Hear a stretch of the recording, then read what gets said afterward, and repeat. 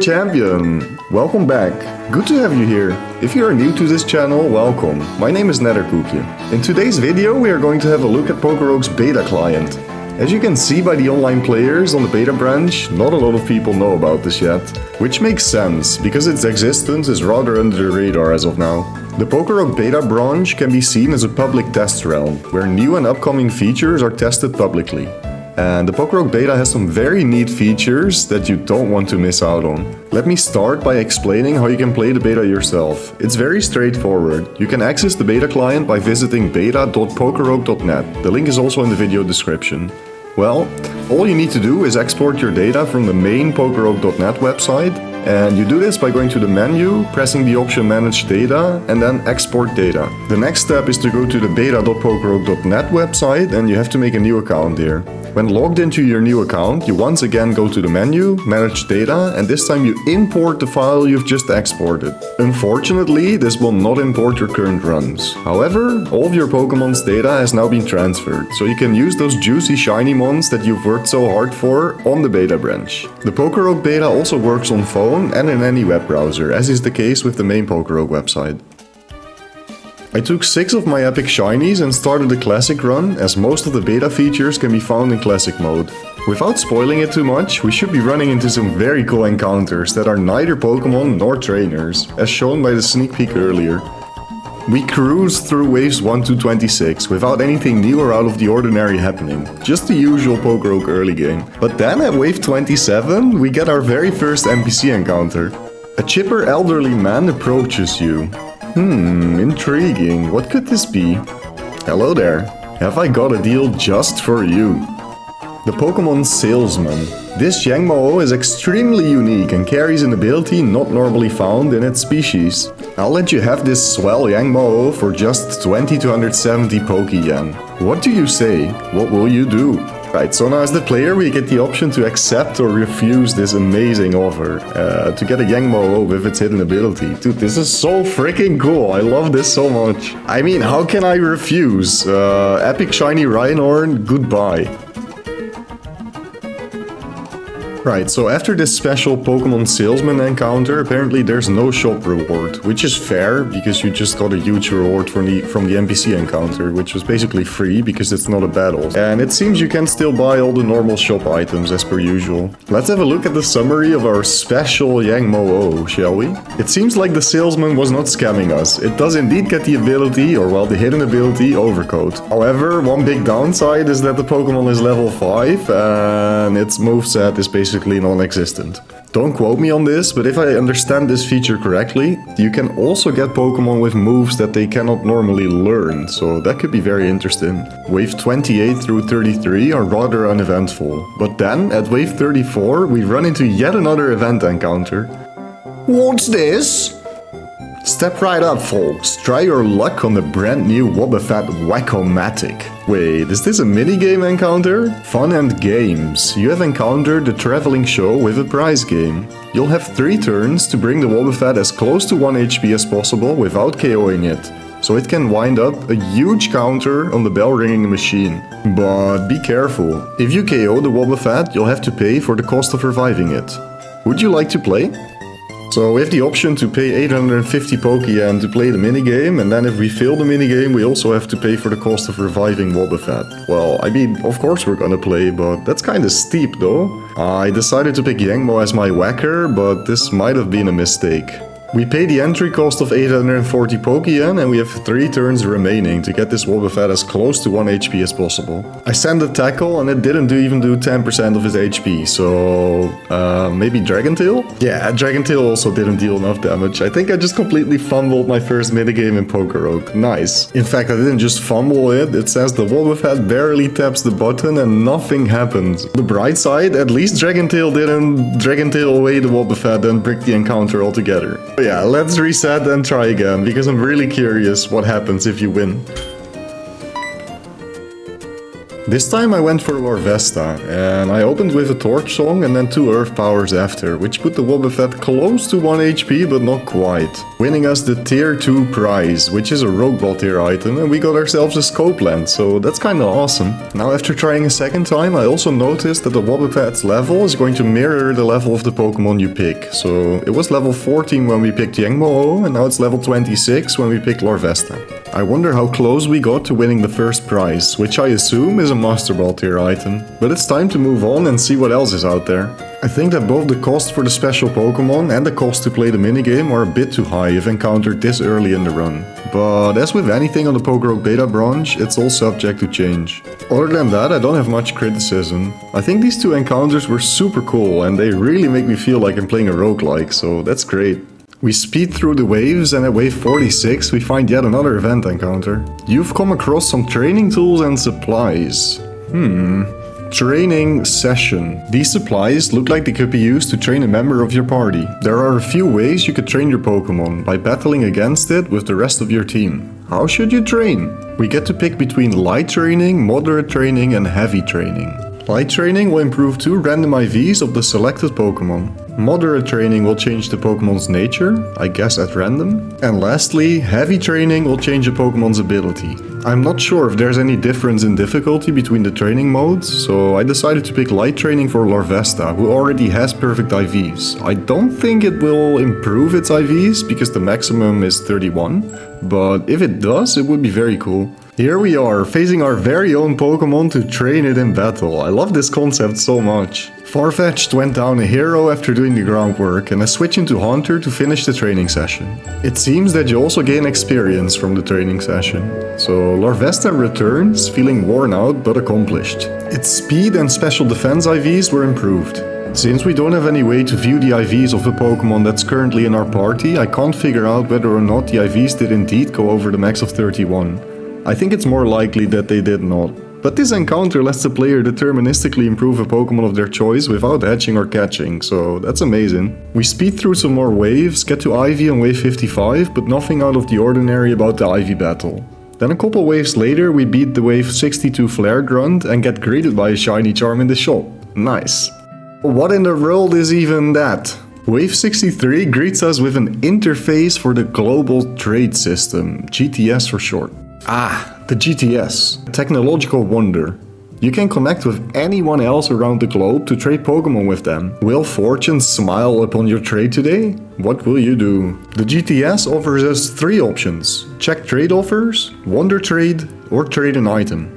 Check trade offers lets you select a Pokemon on your team, and then it will offer a set list of tradable Pokemons that you can get for trading said Pokemon away. Selecting Yangmo gives me the options Milotic, Gallade or Fragiraf. You can see which ability, gender and nature they have, and also which form, if they have different forms. When trading an item, you send one of your items to the GTS and you get a new random item. Selecting this option makes you select a Pokemon on your team that is holding the item you want to trade away. Now, I guess by random they mean fully random. However, I think it would be better if you get an item from the same tier you trade away. It'd be a bit more fair. But on the other hand, if your Pokemon is holding an item that doesn't do anything for you, you might as well just gamble it and take anything random. I decided to try out a wonder trade and I trade away my super special Omega Unique Como-O through the GTS. I think the term GTS is a bit misleading here, as there would be no way to trade with actual people with the way PokeRogue is built. But even if it is restricted to trading with NPCs only, it's going to spice up my randomized challenge runs so much. I can already think of so many ideas with this. Surely we're going to get something amazing in return for this Como-O, right? Right?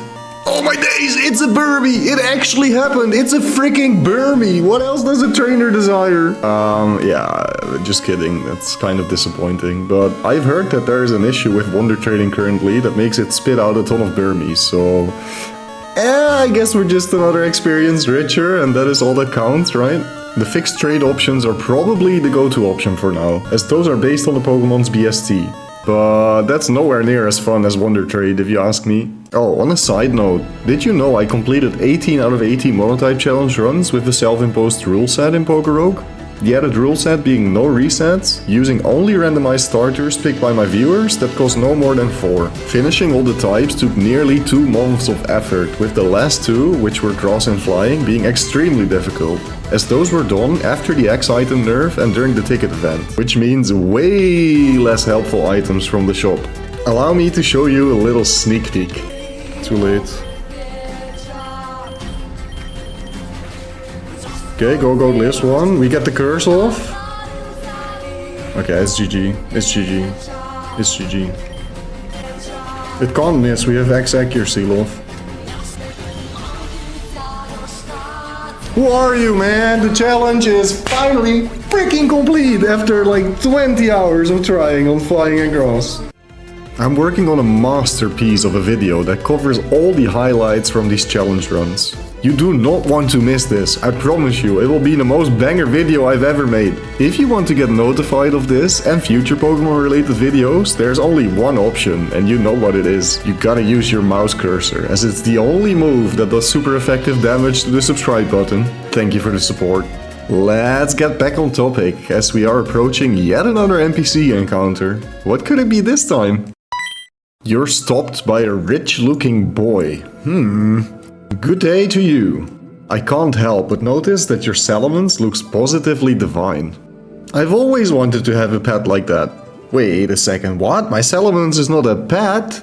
I'd pay you handsomely and also give you this old Powell. An offer you can't refuse. You're being offered a shiny charm and 13k 250 Pokeyen for your Salamence. It's an extremely good deal, but can you really bear to part with such a strong team member? What will you do? Accept the deal? Extort the kid or leave? Not to be a meanie, but if the option wasn't grayed out, I would definitely extort the kid. However, since we can only accept the deal, let's just go for it, you know? Let's play along. Wonderful. Come along, Salamence. It's time to show you off to everyone at the yacht club. They will be so jealous. Yeah, frick, I kinda regret this, honestly. It was not worth the shiny charm and a little bit of bugs. I'm sorry, Salamence. I'm sorry. I absolutely love the concept of this. It adds so much flavor to the game. All in all, I'm actually blown away with the amount of features on the PokeRogue beta so far. Let's see what else we can run into. You might have spotted it before, but please don't be bothered by the weird green-black square. That's just a stupid visual bug on the PokeRogue beta. We cruised through a couple more waves, and at wave 93 we find yet another encounter. An Oricorio dances sadly alone, without a partner. Dancing lessons. The Oricorio doesn't seem aggressive. If anything, it seems sad. Maybe it just wants someone to dance with. What will you do? Battle it. A tough battle? Gain a baton, which is the Rogue Ball tier baton pass item, in case you didn't know. The second option being learn its dance, teach a Pokemon revelation dance. And the third option lets us show it a dance. Teach the Oricorio a dance move and the Oricorio will like us. Intriguing stuff indeed. Let's try to teach it a dance move, shall we? Ironically, we would not be able to do this if we did not trade our Kommo-o for this Mothim, which is the only Pokemon on our team that knows a dance move, so it was a good trade after all. It seems like the Oricorio was impressed by our Quiver dance and now it wants to join our team. We have a look at its summary, and interestingly enough, this Oricorio actually has the passive unlocked as well. There's nothing really interesting about its moveset, except for that it learned Quiver Dance, of course. Then it has a bad nature, but I mean, all in all, this was a very cool encounter. The Ivy Wave 95 fight has some additional dialogue, but nothing special other than that. So we continue speeding through the waves until we find this wild shiny Emolga on wave 106. Our shiny charm's putting in some work, but this is not what I meant to show. Let's continue one more wave. What's this? That isn't just an ordinary Pokemon. Uncommon breed. That Plusle looks special compared to others of its kind. Perhaps it knows a special move? You could battle it and catch it outright, but there might also be a way to befriend it. What will you do? We get to outright battle the Pokemon, which will be a tricky battle, but a strong catchable foe on the upside. We can give it food, however we need 4 berry items to choose this option. And lastly, we can befriend it, but our Pokemon need to know special certain moves to choose this option. I'm guessing, for example, Sweet Scent or something like that? With only a single option available, that nets us no choice, and we're gonna have to battle this Plusle. The Plusle's heightened abilities boost its stats. Okay, that is indeed a stat boost and a half. Holy moly, they weren't kidding when they said tricky battle. We hit it once with Aura Sphere, and fortunately that does not kill it, and one rogue ball later the Plusle is ours. Right, so this Plusle gets Tail Glow and Nasty Plot, as if just Tail Glow wasn't enough. So I guess the idea of these encounters is that you can get Pokemon with the rare egg moves, even if you don't have them unlocked yourself, which is pretty cool. But other than that, this Plusle doesn't seem that uncommon of a breed. On wave 112, 114 and 115 we fight the evil team grunts and the evil team leader as per usual. But nobody could have predicted what the next event encounter would be. A pack of Delibird have appeared. Frick man, I thought one of you is already scary and now we have to face an entire pack? Delibird D. The Delibirds are looking at you expectantly, as if they want something. Perhaps giving them an item or some money would satisfy them? What will you give them? We have the option to give them 40,020 Pokeyen and receive a gift item in return. We can give them food, give the Delibirds a berry or Reviver Seed and also receive a gift item in return. Dude, I would never give away my Reviver Seed. Or we can give the Delibirds a health item and also receive a gift item in return. I don't think the reward will be based on what exactly you give them, but you should just give them whatever you can miss, I feel like. Well, technically we can do all three, but let's just go for the money to keep it simple. Nice, we got an ability charm in return, that's not too shabby. I also absolutely love the flavor dialogue on these encounters, it's amazing. We speed through some more waves with nothing new happening, and I was starting to think that we have found most of the event encounters this run and they might actually happen before wave 100. But then we arrive at wave 131 and we run in this particularly interesting encounter. A huge pile of garbage. Yeah, just wait for it. It's a massive pile of garbage. Where did this come from? Trash to treasure. The garbage heap looms over you, and you can spot some items of value buried amidst the refuse. Are you sure you want to get covered in filth to get them though? What will you do? We get the option to dig for valuables, which makes items in the shop cost 3 times as much. And I think for the remainder of the run, so that's a really big downside. However, we should be gaining some amazing items. The other option is to investigate further, which will make us find the source of the garbage. Well, that doesn't sound too interesting. Let's Gamba. You wade through the garbage pile, becoming mired in filth. There's no way any respectable shopkeeper would sell you items at the normal rate in your grimy state. You'll have to pay extra for items now.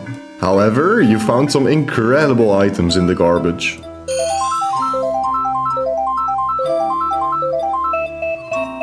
I have to admit that the term incredible was definitely more than a simple sales pitch here. 2 leftovers, 2 shell bells and the black sludge are nothing to scoff at. But at the cost of having items in the shop be 3 times as expensive, I'm not sure about that. We'll see how the rest of the run goes. It seems that the items you dig up from the garbage pile go to your lead party Pokemon. The black sludge seems nowhere to be found, so I got kinda scammed on that. And the items in the next shop did indeed cost 3 times their normal price, so I think it's for the remainder of the run. Yikes. We give Ivy a visit on wave 145 and show her why Gengar is a good boy, and we speed through some more waves with nothing new happening. But then we arrive at wave 159. There's a huge berry bush near that Pokemon. Berries abound. It looks like there's a strong Pokemon guarding a berry bush. Battling is the straightforward approach, but it looks strong. Perhaps a fast Pokemon could grab some berries without getting caught? What will you do? So we have the option to battle the Pokemon or race to the bush, but battling the Pokemon is a hard battle and my team is not really ready for that because I didn't exactly grab heals. You know, with the increased shop price and all that. Let's do a little speed check on our Gengar, shall we?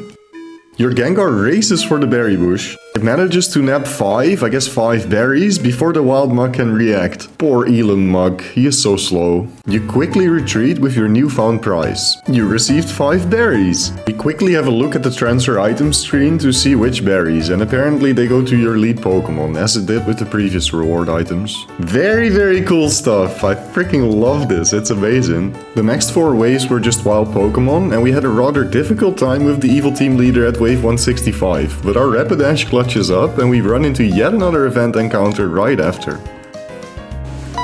A man in a dark coat approaches you. I've got the goods if you've got the money. Make sure your Pokemon can handle it though. Wait a second, are we about to do a drug deal? The drug dealer. I mean the vitamin dealer. The man opens his jacket to reveal some Pokemon vitamins. The number he quotes seems like a really good deal. Almost too good. He offers 2 package deals to choose from. Which deal will you choose? So we get to choose between the cheap deal, which costs 5,020 Pokeyen and apparently has side effects, potentially. Or we choose the pricey deal, which is slightly over 2 times as expensive, at 11k 710 Pokeyen, but apparently there's no potential side effects. I think I'm gonna opt in for the secure option and take the pricey deal. I don't know how bad these side effects are, but I do not want to figure out, and I kinda want to complete this run. So yeah, let's go for the secure option, shall we? Nice, our Volcarona just gained a Carbos and Iron boost, which means more speed and more defense. I'm really curious to figure out what these potential downsides are, but I mean, I can't really test everything. This is gonna be an hour-long video if I was to go through all the options. I really thought the event encounters would slow down in the later stages of the run, but they just keep appearing left and right, and at wave 174 we run into something particularly interesting. It's a clown. A clown? Bumbling buffoon, brace for a brilliant battle. You'll be beaten by this brawling busker. Clowning around. Something is off about this encounter. The clown seems eager to goad you into a battle, but to what end? The Blaze Fallon is especially strange. Like, it has weird types and ability. What will you do? We can battle the clown, which will put us in a strange battle and affects the Pokemon's abilities. I guess my Pokemon's abilities.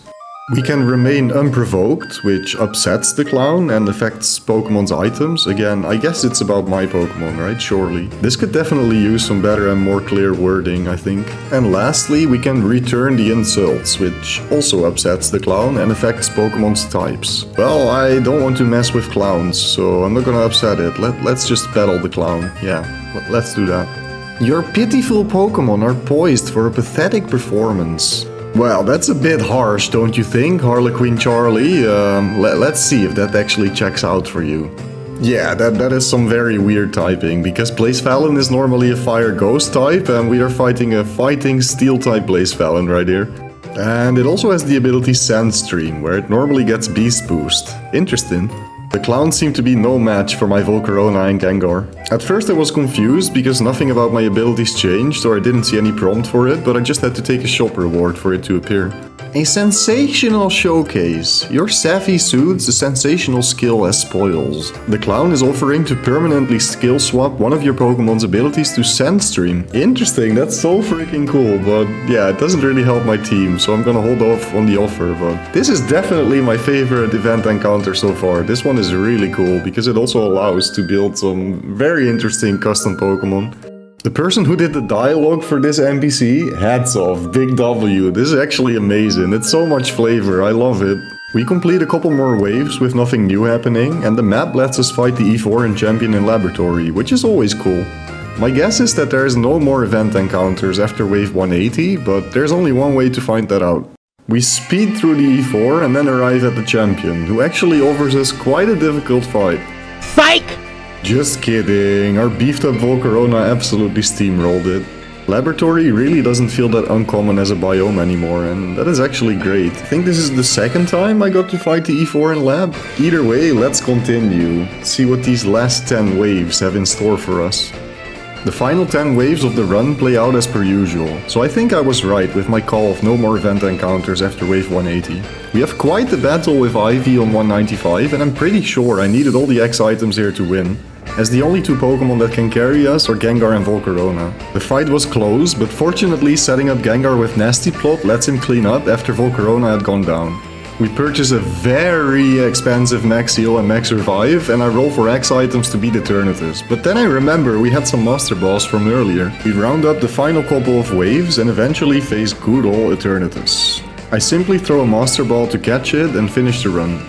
Oh, and if you thought you had enough of Ivy's/Finn's yapping, they will now make their return and yap at you once more, with some added dialogue at the finish line. All in all, I'm nothing short of absolutely blown away with all the features that are available in the PokeRogue beta. These event encounters add so much flavor and replayability to the game, and they straight up make the game feel a lot more roguelike. We haven't even covered any of the changes outside of Classic, which are a ton as well, namely more options in the menu. And I doubt I have seen all of the event encounters this run, so if you decide to give the PokeRogue beta client a spin, please let me know in the comments what else you guys can find. And what do you guys actually think of all these event encounters? Which one was your favorite? Which one seems kinda bad? Whatever, let me know. I stream on both YouTube and Twitch almost every day, starting around 9 PM Central European Time. If you would like to have a chat behind the scenes and join an awesome community of Pokemon fans alike, feel free to hop into our community Discord. The link is in the video description. As always, thank you so much for watching my content. Please drop a sub and like the video if you want to see more in the future. Till next time, champ!